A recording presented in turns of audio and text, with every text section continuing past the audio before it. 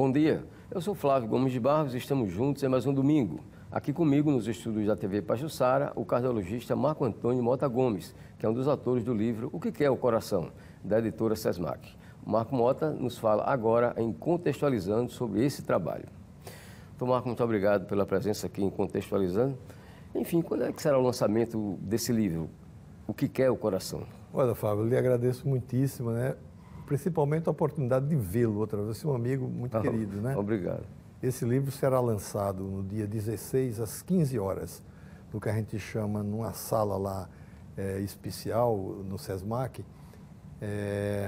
E tem uma coisa muito importante, é que ele comemora os 50 anos da instituição. É um dos eventos, evento singelo, né? Que na verdade não é nem um livro, eu digo que é um gibi, uma cartilha, que comemora os 50 anos da instituição. E quem é que participa mais desse livro? Tem o senhor e tem mais 3 autores. Esse livro é um livro oficial da Sociedade Brasileira de Cardiologia, através do Departamento de Hipertensão Arterial. Foi feito durante a época da pandemia e envolveu 2 colegas cardiologistas, um da Escola Paulista de Medicina, Roberto Miranda, e o outro do Recife, do Procap, e é professor também, doutor Aldis Feitosa. E tem a nossa ilustradora e roteirista, que foi a Camila Hinojosa. Outra coisa, por que o título do livro é em forma de pergunta? O que é o coração? Pois é. A gente quer levar a informação sobre prevenção cardiovascular e para a gente levar essa informação é muito mais importante que ela surja de perguntas feitas do que a gente já chegar dizendo o coração quer isso, né? Então, o livro você vai levar para ler, você me disse em casa, ver com seus netos, né, seus filhos, sei lá, né? Ele é instigante por isso, ele leva as pessoas a refletirem sobre as condições que desfavorecem o coração. Agora, falando especificamente sobre a questão cardíaca, quais são, doutor Marco, os principais problemas do coração? Olha, o coração é um órgão que é muito influenciado, eu costumo dizer isso, Flávio, pelo que está em volta da gente, pelo entorno. Você pode já nascer com a carga genética desfavorável, por exemplo, a chamada dislipidemia familiar. Quem tem colesterol e triglicerídeo muito alto desde que nasceu. Isso é uma coisa que desfavorece muito. Muitas famílias conhecidas, que a gente sabe que tem infarto repetido em pessoas jovens que já nasceram com essa tendência genética. Mas, na verdade, um coração que nasça bom, ele vai ser estragado pelo que a gente vai colocando em volta dele, o entorno, né? E esse entorno, eu vou citar alguns fatores. Tem aqueles que são conhecidos, tem aqueles que são desconhecidos. Os mais frequentes é a hipertensão, que é a pressão alta, né? O diabetes, que é muito importante, o sedentarismo, o tabaco e também uma alimentação muito rica em gordura e sal. Então, esses são os principais fatores conhecidos. Hoje a gente busca também informações através de alguns fatores que a gente nem sabia, por exemplo, que eram importantes. Como lá na investigação no nosso centro de pesquisa, a gente busca informação sobre, por exemplo, lipoproteína A minúsculo. São coisas que o futuro vai também mostrar como relevante para acometer o coração.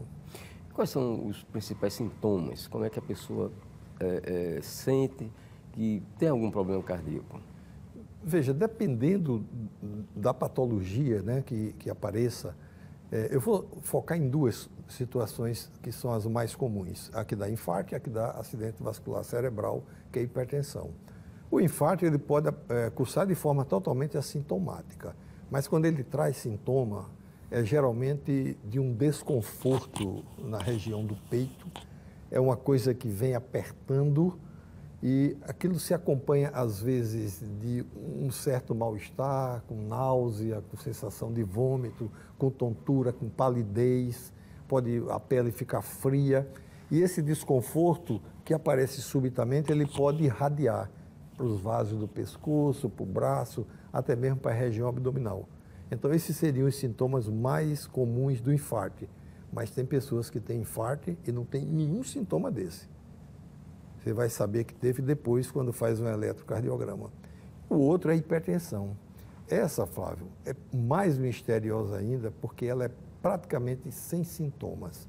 A única forma que a gente tem de saber se a minha pressão é alta ou não é medindo. Não tem outra forma. É uma doença perigosa porque ela é silenciosa e é a maior responsável pelo aparecimento do derrame, que é o acidente vascular cerebral. Algumas pessoas podem ter tontura, perturbações na vista, visão dupla, pode ter dor de cabeça, mas esses eventos não são frequentes nem comuns. Não esperem isso acontecer para saber que é hipertenso. Meçam a sua pressão pelo menos uma vez ao ano. Existem formas de prevenção? Sim. Antigamente a gente podia dizer hipertensão, que é uma doença que não se previne. Previne sim, né? O investimento nesse entorno, eu tenho me surpreendido muito hoje com as pessoas que perdem muito peso. Estamos na época das cirurgias bariátricas e tal. A pessoa perde 40 quilos. É como se livrasse de 2 malas de 20 quilos cada um. A pressão cai. Pessoas que tomavam 3 remédios, 2 remédios e que suspende tudo. Mostrando o quê? Que o peso era o fator mais determinante para o aparecimento da hipertensão. Uma dieta também restrita em sódio, a gente sabe que o sódio tem um valor muito importante, é capaz também de evitar. Quanto ao outro evento que eu estou me referindo, que é o infarto, mais ligado ao entupimento das artérias do coração, o elemento mais importante é o colesterol total, por enquanto, né? Especialmente uma fração deles, que é a chamada de LDL, que é o mau colesterol, como se costuma dizer. Bom, e como é que se explica que, às vezes, a gente sabe de casos de pessoas aparentemente saudáveis que praticam esporte, bebem, no máximo, moderadamente, né? Tem uma alimentação saudável, repito, e vem a ter um problema de coração? Pois é. Essa condição, ela já pode ser anunciada quando eu falei na questão genética. Pode ter nascido com essa predisposição, que são as chamadas dislipidemias familiares. Você queria perguntar alguma coisa? Não. Não, ok. Agora, a gente também tem que estar atento. Antigamente, a gente imaginava que o infarto era provocado por um entupimento numa artéria que ia progredindo, e um dia fechava. Isso não é verdade. Isso pode acontecer, mas o comum é a pessoa não ter, às vezes, nada ou pequenas irregularidades nas artérias. Quando eu falo artérias, são as artérias coronárias, por uma situação qualquer, por exemplo, um estresse físico, um estresse psicológico importante, ele pode romper aquela irregularidade que tem e ali em cima formar um coágulo. É o que explica aquilo do camarada ir no médico, fazer um check-up e morrer na porta de infarto. Pode se assustar com a conta que pagou. Eu já soube de casos de pessoas que morreram, tiveram um infarto, na esteira, num consultório. Nós tivemos 2 casos, é muito trágico. Quando eu falo isso, eu digo, minha colega fica triste, eu digo, Bessi, não fique triste, porque salvamos milhares de vidas, né? Porque o teste ergométrico, um exame simplérrimo, e é capaz de identificar a doença coronariana. Nós tivemos na clínica 2 óbitos no passado. Outra coisa, doutor Marco, até que ponto o fator genético é determinante para problemas de coração? O que eu lhe disse já no início, né? Você nasce já com algumas doenças. Eu vou citar 2 que são relativamente frequentes. Uma é a doença chamada hipertrofia septal assimétrica, um nome feio, né? Mas o coração ele é uma cavidade dividido por um tabique, um septo. Tem pessoas que já nascem com esse septo que devia ter em torno de 0,8, 0,9, tem 14, 15, 20 de espessura. E essa situação pode, durante a vida, surpreender o indivíduo com uma morte súbita por arritmia. É o caso dos jogadores. Você lembra de um jogador, na época acho que era do Guarani, esse cara morreu jogando futebol, mas ele sabia que tem essa doença, miocardiopatia hipertrófica. Só que ele disse ao médico lá, eu conversei com esse colega um dia, que olha, eu vivo disso, eu não vou parar não, vou morrer jogando. E morreu jogando, né? Ele teve uma arritmia, ele já nasceu com essa doença. Mas tem vários casos no esporte, principalmente no futebol. O que é que leva ao óbito uma pessoa que, por exemplo, pratica o futebol? Qual é um fator que seria determinante? Veja, você lembra do Washington, né? Aquele jogador do Fluminense? Aquele cara tinha doença arterial coronariana. A doença era a arteriosclerose coronariana, tanto que ele foi feito nele várias intervenções com colocação de stents. Outros jovens que morrem sem ter o diagnóstico de doença coronariana morrem por arritmia, não morrem por infarto. Por isso a morte súbita. Aquilo é uma morte elétrica. Ele tem uma arritmia ventricular, jogando e ali, se não for atendido rapidamente, e tem um detalhe, esses casos são muito melhores de reversão. Veja que alguns escapam. Diferente do indivíduo, por exemplo, na minha idade, 70 anos, se tiver um infarto e uma parada cardíaca, eu vou morrer. A chance é enorme, a não ser que eu esteja dentro do hospital. O jogador não. Se você tiver aquele atendimento dentro do campo ainda, pode salvar a vida dele. No caso, uma cardioversão, com um desfibrilador. Ok, vamos a um breve intervalo comercial. Na volta, a gente continua essa entrevista com o cardiologista Marco Mota. Até já.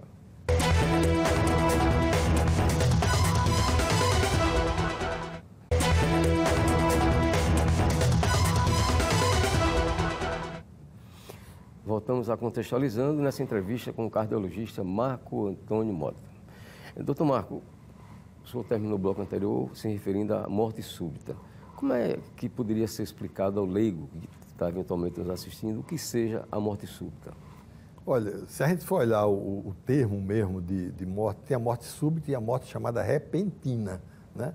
Porque no conceito, a pessoa que tem um infarto e morre em 24 horas é considerada ainda uma morte súbita, né?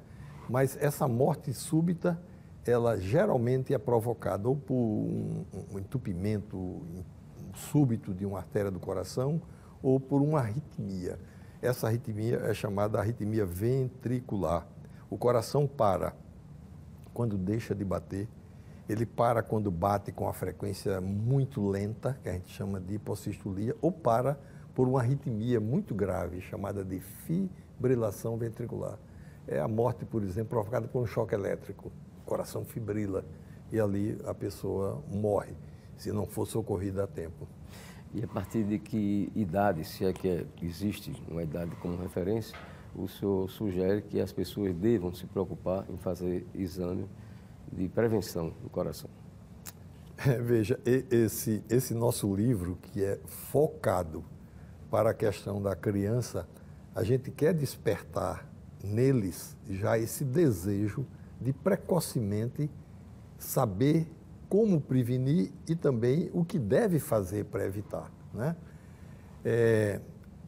Como você está me perguntando, não há uma idade certa, Flávio. Às vezes ligam para mim, meu filho tem 10 anos, precisa fazer um check-up com o cardiologista? Certamente não. Ele tem que ir ao pediatra. Agora, o pediatra tem que medir a pressão dele, o pediatra tem que fazer a ausculta cardíaca dele, o pediatra tem que fazer os exames de sangue para ver se ele tem colesterol alterado. Pelo menos isso. Ou mesmo glicose, pode ser um diabético tipo 1, compreende?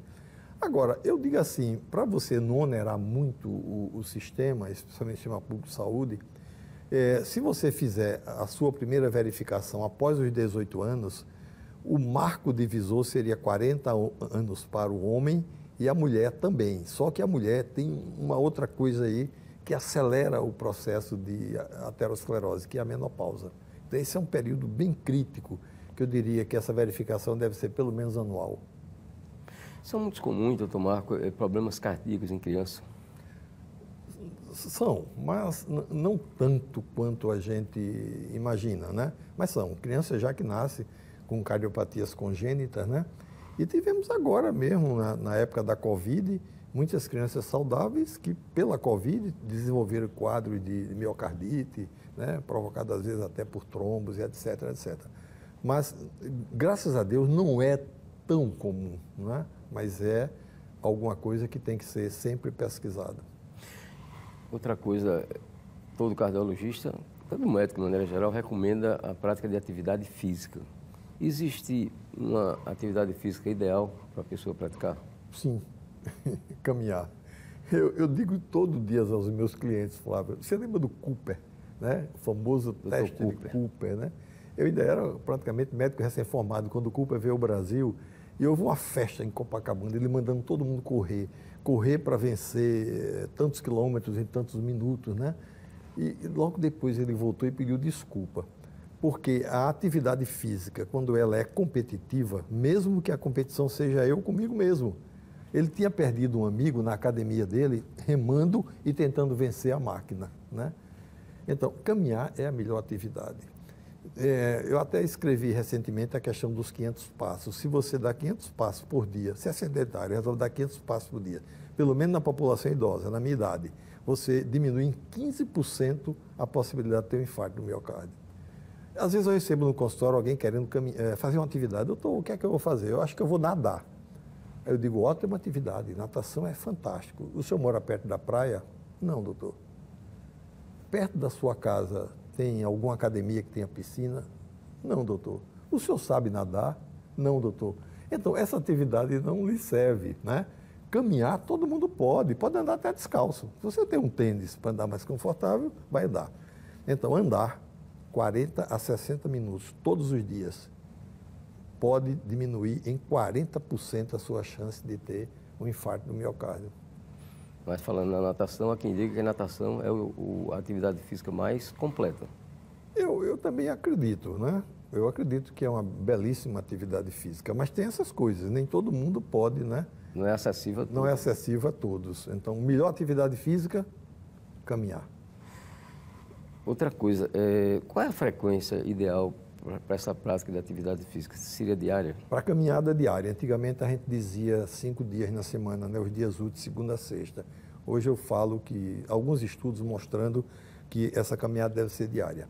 E tem um detalhe, tem um estudo dinamarquês que me deixou assim muito curioso, porque ele pegou uma coorte de pessoas enorme, mais de 9 mil pessoas, e olhou o que acontecia com as pessoas comparando quem era sedentário e quem era ativo fisicamente. Claro que quem teve mais infarto foi o sedentário, ponto. Aí ele pegou essa mesma coorte, dividiu em 3, muito ativo, medianamente ativo e pouco ativo. E olhou por algum tempo. Sabe quem morreu mais? Muito ativo. Quer dizer, parece que a atividade, ela não precisa ser extenuante, exagerada, excessiva, né? Tanto que o maratonista que deu nome à maratona morreu quando entregou a carta lá, a mensagem para o rei, né? Outra coisa a quem atribua, voltando a falar da morte súbita, esses casos que têm acontecido de morte súbita, a vacina contra a Covid. Tem alguma relação? É difícil a gente dizer isso, veja. As pessoas me perguntam muito no consultório, né? Doutor, o senhor já tomou a vacina? Não, mas vou tomar, né? Minha filha já me convenceu que eu devo tomar. Porque antigamente era tomar, eu tomei as 4 doses já, Flávio. Hoje a gente já tem algum remédio. Como tem para influenza, você tem já, né, o Tamiflu. A gente já tem remédio para a Covid. Então, se você adoecer, não é aquela coisa que não tem o que dar, tem. Não é mais a hidroxicloroquina nem a ivermectina, você já tem. Então, eu como um profissional de saúde, recomendo que tomem a vacina. Eu vou tomar, inclusive quero fotografar tomando para poder as pessoas estimularem. Eu acho, se tiver vacina, eu dou o braço, viu? E comigo não tem nenhuma conotação política nisso que eu estou lhe dizendo. Eu acho que a vacina, mesmo aquela horrível que a gente chegou a tomar, a Coronavac, 50% de chance de ser útil, ela salvou muita gente. Nós participamos, nós temos um centro de pesquisa lá no SESMAC, e nós estivemos pesquisando durante a pandemia mesmo, em 3 situações, a questão da Covid. Uma delas foi com a hidroxicloroquina. O único estudo que mostrou-se realmente em pessoas que fizeram uma randomização aleatória, fase aguda da doença, primeiro aos 4 dias, duplo cego, placebo controlado. O estudo tem que ser assim, isso é ciência. A hidroxicloroquina foi igual à água, não funcionou. Mas eu tive que ver isso. O centro de pesquisa colaborou muito com isso. Agora é segura, porque teve muita gente que teve medo de usar, porque precisava usar para outra coisa, malária, pessoa que tinha lúpus, assustou com a questão política de condenar a hidroxicloroquina como uma droga insegura. Não é. Quem precisar usar, use, porque ela é segura. Agora não serve para a Covid. Bom, muitos leigos, né? Muitas pessoas que não têm formação médica, costumam estabelecer estabelecer algumas frases, alguns dizeres a respeito de certas situações que dizem respeito à saúde. E uma delas é de que há muito risco para o atleta do final de semana, aquele que não tem tempo de, durante a semana, praticar alguma atividade física. Quando chega no sábado e domingo, vai, por exemplo, jogar futebol, jogar voleibol. Existe realmente esse risco maior para o atleta não, o chamado atleta de final de semana, a pessoa que só pode praticar esporte no final de semana? Sim, com certeza. Às vezes o paciente me diz, quando eu pergunto, você faz atividade física? Sim, doutor, todo domingo eu jogo futebol. Eu digo, interrompa, não jogue. Porque é melhor você ser sedentário do que correr o risco de ter uma morte súbita jogando o seu futebol do final de semana. A não ser que você investigue, faça um teste de esforço. O que é que o jogador de futebol faz? Treina de segunda a sexta para jogar no domingo, né? E o cara não treina, passa a semana toda fazendo outras coisas e lá... Não, doutor, mas é tudo da minha idade. Não é. Quando o cara lhe dribla, você quer correr atrás dele. Você não admite que o cara bote a bola debaixo das suas pernas, como o Pinga quis fazer comigo, né? Então, isso é risco. Porque o coração, ele pode ter uma arritmia mesmo sem ter doença. É tudo uma relação de equilíbrio. Oferta, consumo de oxigênio. Se você quebra essa relação, porque não tem entupimento, mas teve uma necessidade de consumo maior e você não estava preparado para aquilo, arritmia fatal, morte súbita. Uma pergunta agora bem específica. O que é doença isquêmica do coração? É aquela que provoca infarto.